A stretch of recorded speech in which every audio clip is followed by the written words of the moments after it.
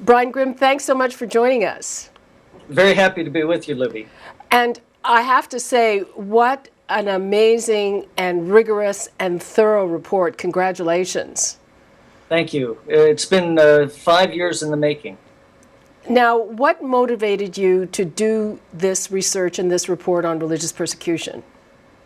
Well, the report's actually looking at religious freedom from an entirely new angle.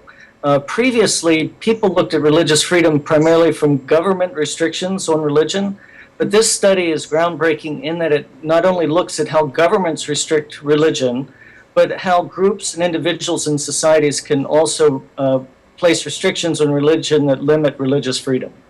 Now, according to the last research that I saw, you say that 3/4 of the world's population lives under some type of religious restriction. That's right. So we study 198 countries, 99.5% of the world's population. The only country we can't study is North Korea because there's no reliable information coming out of there. But the sources all agree that it's a very restrictive regime regarding religion. So we study the laws and constitutions of each of these countries, as well as human rights reports. And then we count up and categorize each government restriction on religion and social hostility involving religion, and then add those up into indexes, and then that's how we come up with our scores for countries. And we find that about a third of countries have high or very high restrictions coming from governments or groups and societies, but because several of the countries are very populous, about 3/4 of the world's population live in those countries. Were you surprised to find that number? Many people do find that surprising because we live in our own context in our own societies, and we may not be feeling the restrictions or hostilities where we are. So usually people in Western countries may find it more surprising than, for instance, someone living in the Middle East or in South Asia. Now, by my count, the most persecuted religion at this moment is Christianity. Is that correct? Again, we don't look at persecution and use that term. Instead, we use what we consider to be a more general and perhaps more measurable term, harassment. So we look at the number of countries in which different religious groups are harassed. And we find that one shared common experience of all religions is they're harassed in one place or another. So the group that is harassed the most worldwide are Christians, which isn't too surprising given that Christians are the most populous world religion. Second are Muslims, and they're the second most populous religion. But then after that, the third most harassed group are Jews, and they make up less than 0.2% of the world's population. So their numbers disproportionate to their population size. We're going to have to do that part again. Okay, I'm gonna have to ask you that again, just because the audio is suddenly turned quite bad. So, okay, so a little bit slower if you can. yeah, maybe if you could speak a little slower, but it was breaking up for some reason. So let me ask you again. According to what I could see, the most harassed group, or the group harassed in most places, was Christians. Yes, in our study, we carefully look at harassment of religious groups coming both from governments and social sources, and we find that Christians are harassed in the largest number of countries, but that's not completely surprising because Christians are the largest religious group in the world. The second most harassed group are Muslims, and again, that's not so surprising because they're the second largest group. But then the third most harassed group are Jews. And that's a bit surprising given that Jews make up less than 0.2% of the world's population. So they tend to be harassed in a larger share of countries than their population would suggest that they should be, so to speak.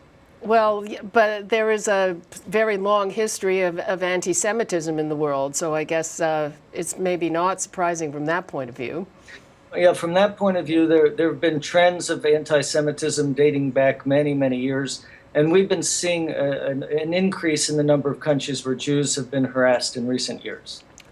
I saw another report, not yours, which says that actually in Western countries in the last year, there was a 30% increase in anti-Semitic incidents, harassment, however you put it. That increase seemed quite shocking to me. Yeah, there's I think coming from different sources that there's a general agreement that Jews have been facing increased harassment in the past several years. And have you been able to document why? Well, it can come from a variety of sources. Sometimes the actions taken by Israel may be perceived by some people in other countries as negative, and then they transfer their opinions about Israel onto the Jews within their country. So sometimes that's, and it's not a rational or legitimate way to harass someone, but it's sometimes transfer that. So that's one thing that we know. And what are the countries where there's been a big increase in anti-Semitism or anti-Semitic acts? We've seen anti-Semitism rise in Europe in particular, and that, as I mentioned, sometimes that's associated with, in conjunction with actions of Israel, people taking their political dislike out on Jews locally. Maybe this is a surprising finding, we find in the Middle East and North Africa that Muslims tend to be harassed in a larger share of countries than either Christians or Jews. That's surprising to many, but if you realize that many times it's the Muslim minority within a country that's being harassed, for instance, Shia Muslims in Saudi Arabia, which is majority Sunni, face harassment.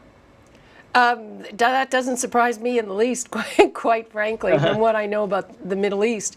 Now, are Muslims more harassed by other Muslim groups or by other groups, by other religious groups in other countries? We haven't really looked at the particulars of where Muslims are harassed in terms of the majority of a country or who's doing the harassment. But still, many times the harassment can be within a religious group. So it may even be, for instance, a minority Christian group within an Orthodox Christian country. So you may find that Jehovah's Witnesses, Seventh-day Adventists often face difficulties in other Christian majority countries because their beliefs are viewed with some skepticism by the majority faith. Now, you rated countries. You mentioned that a third of countries have high religious restrictions. So what are the worst countries for this, the worst offenders? So we find that there's two different lists. We have countries that are high in government restrictions. So, for instance, Egypt, China, have high government restrictions, countries like this, Indonesia, and then some countries have high social hostilities involving religion, for instance, India. But countries that have high both government restrictions and high social hostilities involving religion would be the countries where restrictions are felt most intensely. Countries in that category are Indonesia, Egypt, Pakistan, Russia. So basically what you're saying is that the two things feed off each other. In countries where there's government restrictions, you have social hostility as well. Not in every case. I'll mention one interesting exception to that, but generally we do find an association where there's, as government restrictions rise, we find that social hostilities rise as well. The one outlier, so to speak, is China. It has very high government restrictions on religion, but a more moderate level of social hostilities. And sometimes the Chinese will point to that and say this is the government restrictions are keeping social hostilities low. But our data has found that social hostilities have been increasing in China in recent years. And can you tie that to any particular event? Why would you say? Well, some of the social hostilities that have been growing are in Tibet and in Xinjiang, as well as in some other parts of China. For instance, a growing number of Buddhist monks, lay people, and nuns in China have been self-immolating or burning themselves alive in protest to the government's policies towards Tibet and Tibetan Buddhism. Okay, and there's also persecution of, oh, sorry, you don't like that word. There's a Muslim minority in China, the Uyghurs, and there's another Muslim minority in Myanmar, Burma, the Rohingya, I think they're called. Yes. So in China, the Uyghur, there's about half of the Muslims in China belong to the Uyghur ethnic group. So Uyghurs are a Turkic-speaking minority that live primarily in the western part of China, north of Tibet. Sorry, we have to do that again. You totally seized up there for a minute. Okay. So can you speak to those Muslim minorities in China and Myanmar? Yeah, so in China, the Uyghurs make up about half of China's Muslim population. They live primarily in the northwest region called Xinjiang, which is straight north of Tibet. The Uyghurs speak a Turkic language and are a different ethnic group than the majority Han. So there have been separatist movements among the Uyghurs looking to have an independent state. And as China tries to control that separatism, sometimes they will target religious practices in trying to combat what they see as a separatist movement. Okay, now we want to try and reconnect again because we're getting a deterioration of the signal. We have 10 more minutes left, so we're going to try that now. Okay, I'll connect. You call back. Okay, thanks. Do you want to take over? Beam you up. Better? Okay, so first, we'd like you to please go over the list of countries where the harassment is worst, both in terms of government restrictions and social hostility, please. Yes, so the countries of the world where religious restrictions are felt most keenly are in countries where both government restrictions are very high and social hostilities involving religion are very high. Countries in that category include Russia, Indonesia, Pakistan, and I'm sorry. It just went out of my head. Pakistan, Indonesia, Russia. Okay, let's Egypt. take the list from the top. I think before you had two separate lists, so why don't we go like that? So what are the countries where government restrictions on religion are the highest? Some of the highest government restrictions are in countries such as China, Egypt, and Indonesia, Saudi Arabia, and Iran. Countries where we see high social hostilities involving religion include India, Nigeria, Russia, and Pakistan. Can you just explain the difference between those two measures? Yeah, so government restrictions include the policies and actions by government to restrict religion, maybe including restricting religious preaching, conversion, proselytism, using force against religious groups, limiting the ability of groups to have a free and fair access to the government. So those are government restrictions. Social hostilities include such things as limits on, Social hostilities include such things as religion-related terrorism, religion-related war, hostilities over conversion, and using force to enforce religious norms. Do you make a distinction between certain kinds of harassment like desecration of monument and actual violence against people where people are getting killed? Yeah, so within our indexes, we include all these various measures, and then a country will score higher if multiple types of offenses and more intense types of violence are present. One of the things I found interesting in your report that you made a note that restriction on religion tends to be high in those countries in the Middle East that were part of the Arab Spring. Yes, one thing that we've looked at is trying to understand this dynamic.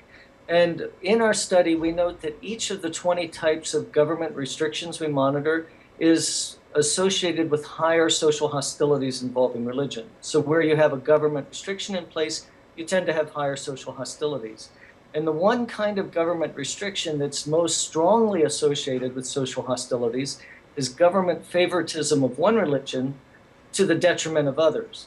And in the Middle East and North Africa, we find that 8 times the level of government favoritism of religion is present compared with the rest of the world. So it's not so surprising that social hostilities are high in the region. And any particular reason that it's associated with the Arab Spring? Well, we found that government restrictions were associated with, government restrictions in the Middle East and North Africa were growing in the region before Arab Spring occurred. And recently I was at the United Nations Human Rights Council looking at how these types of data might be used as a potential early warning system for the prevention of genocide and mass atrocities. So it may be that these kind of data are in some way predictive of events that may occur later. Mm-hmm. You're hoping to use it that way then? Well, the experts at the UN are looking at these data seriously and thinking about that. Now, is there any type of religious restriction or harassment in Canada? How do we score? Well, we don't think of it as scoring, but we find that Canada has relatively low levels of both government restrictions and social hostilities involving religion.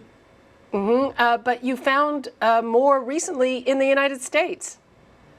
In the United States, we've seen some increases in government restrictions as well as social hostilities, especially in the period covering the year 2010. We had several terrorist attacks, the attempted bombing at Times Square, the shooter at Fort Hood, and so these things helped drive up the level of social hostilities. And then we weren't too surprised to see that some government officials were coming out and speaking out against Sharia law and the building of mosques.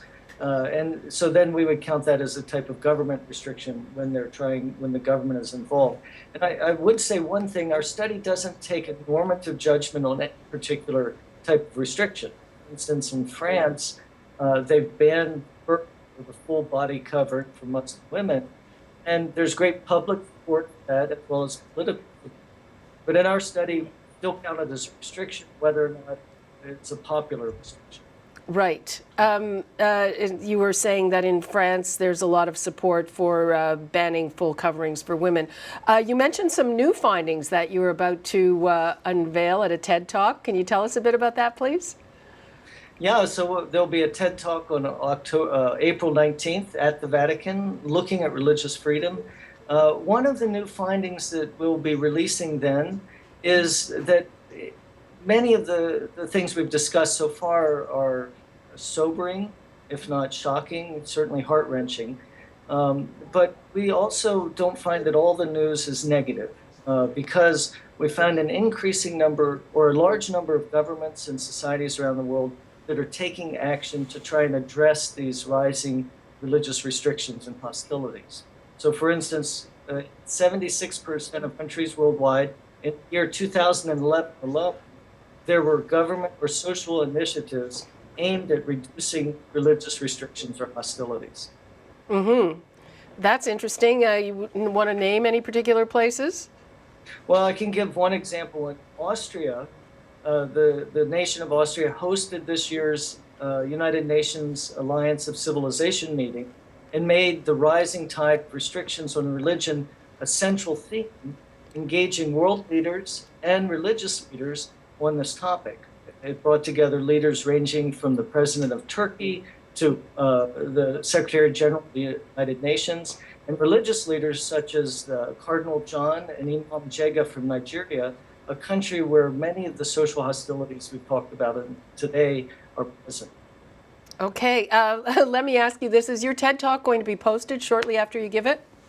It's supposed to be streamed live and it should be posted, and I encourage you to have a look. Okay, what time are you delivering it?